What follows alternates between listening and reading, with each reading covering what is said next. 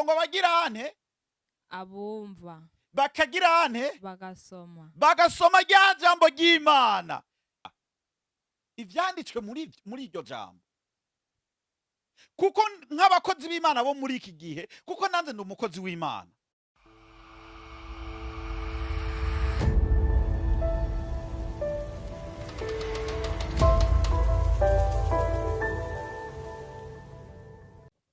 banze kubaramuca mwese ku isi yose. Imana ibahezagire. Ku mazina yanjye nitwa Nduwimana Remegio.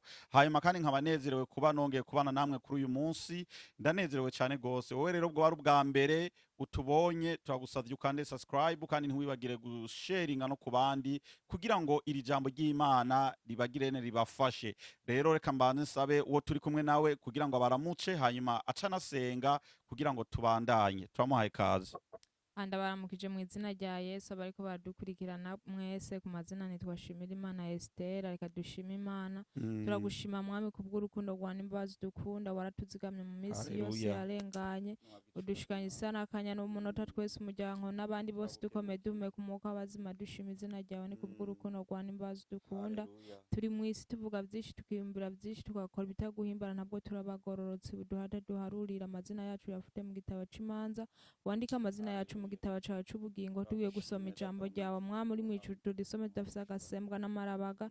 Rihindura imitima yacu, rihindura n'imitima ya benshi, kugira rishitse benshi kugororoka. Uzoba ukoze ni mu izina ryawe ryera, amen. Urakoze cyane, Imana iguhezagire. Hanyuma reka tumusaba aho tugiye gusoma ni mu vyahishuriwe Yohana igice ca mbere, turaza guhera ku murongo wa 3. Wewe urasaba kuza guhera ku murongo wa mbere kugira ngo ugire nte utahure ugeze ku murongo wa 3, ariko twebwe aho tugomba guhagararira ko neza ni ku murongo wa 3. Reka nsabe Esther kugira ngo agire nte adusomera aho hantu.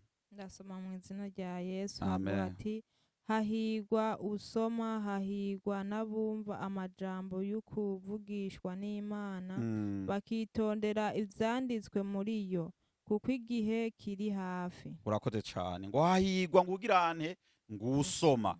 Haleluya. Wewe ukaba uzi yuko umuntu ukunda Imana kandi wizera Yesu, ukaba uzi yuko udasoma ijambo ry'Imana, mwene data, aho umenye yuko utari kurakurikirana Yesu. Kuko nta kuntu uzovuga ati je ngo ngoma ntonde ku rusengero Sunday kwa Mungu kandi utazi no gutora Bibiliya yawe ngo uyisome. Kuko hariho benshi bashobora no gutwara Bibiliya ku itorero canke ku rusengero aho bagiye, iyo Bibiliya uko bayitwaye bakayigumiza uko nyene canke bakayigumiza mu ibegi canke aho kugira ngo bayisome bakayisira hehe ku ntebe. Rero mwene data, wewe wizera Yesu, uzi yuko yagupfiriye, amaraso yiwe agaseseka kubera wewe, ukwiye kugira ngo usome ijambo ry'Imana kugira ngo ugirene utahure. Kuko ni wasoma iryo jambo ry'Imana uzotahura vyinshi cyane gose. Rero ugiye ku wundi murongo ukurikira, reka nsabe Esther aba agire ku murongo ukurikira.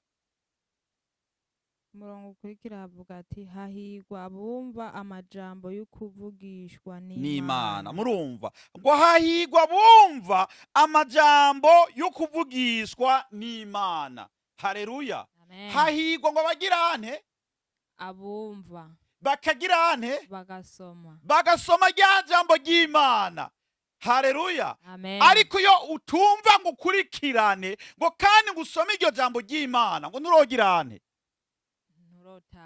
nturotahura. Mwene data uri kurankurikirana, hahigwa abumva bagakurikirana ijambo ry'Imana.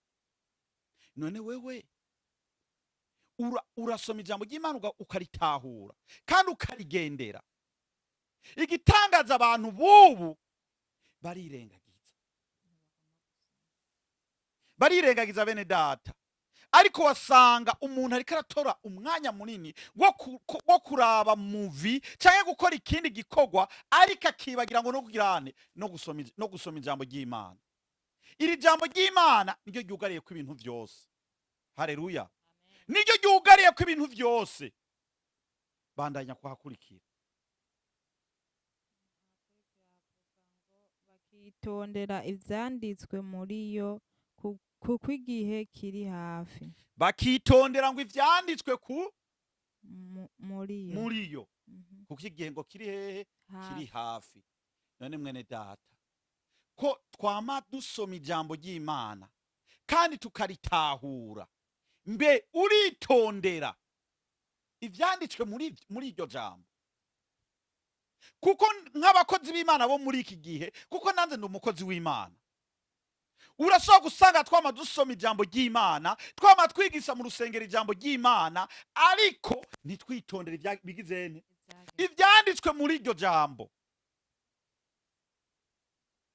Ugasanga wewe wagiye kwigisha ijambo ry'Imana, ariko mu mutima wawe ufise iki? Ufise ubugunge, ukagira inzigo, ukagira ishari, kandi uri umukozi w'Imana.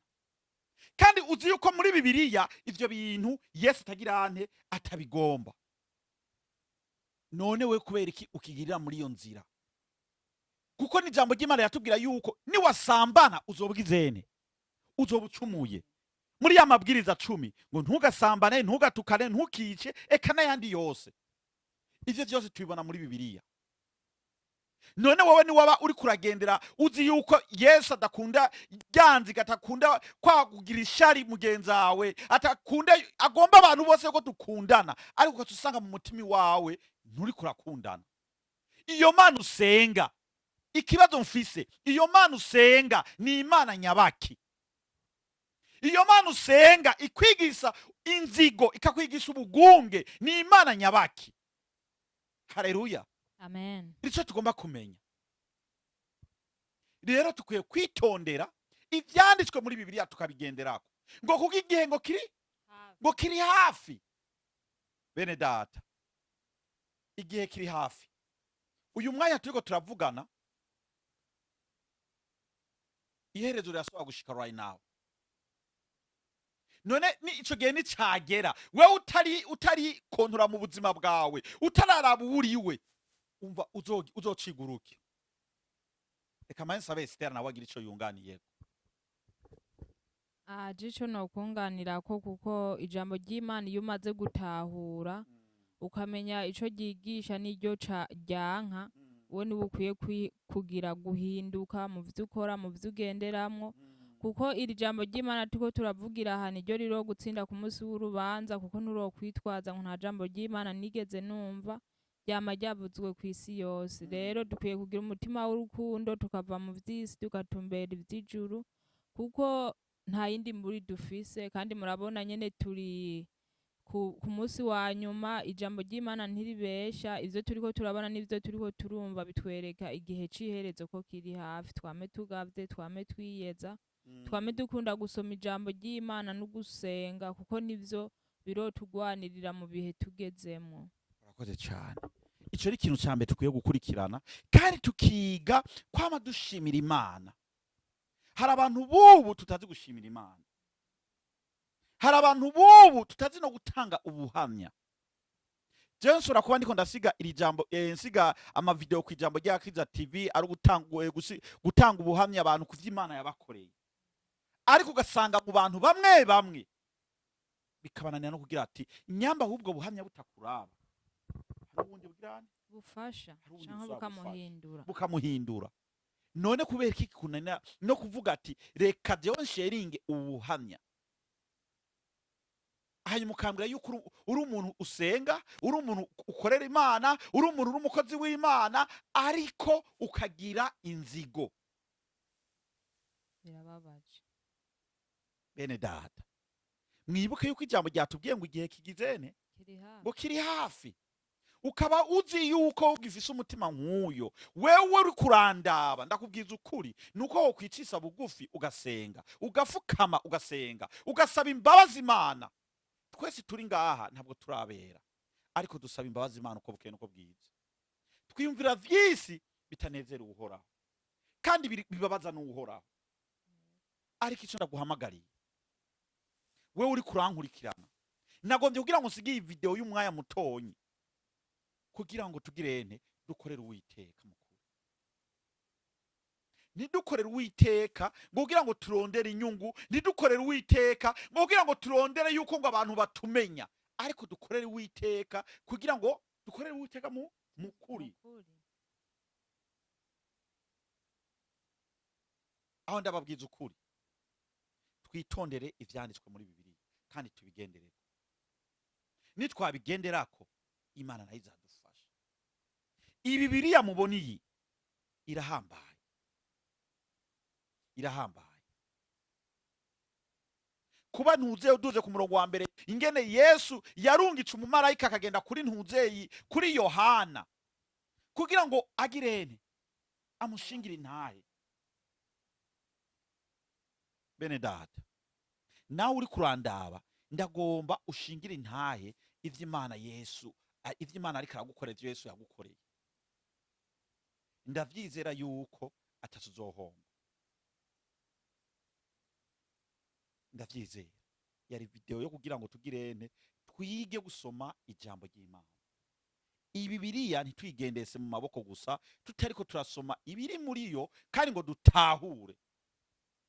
Nta kindi ndabasaba, reka dusenge.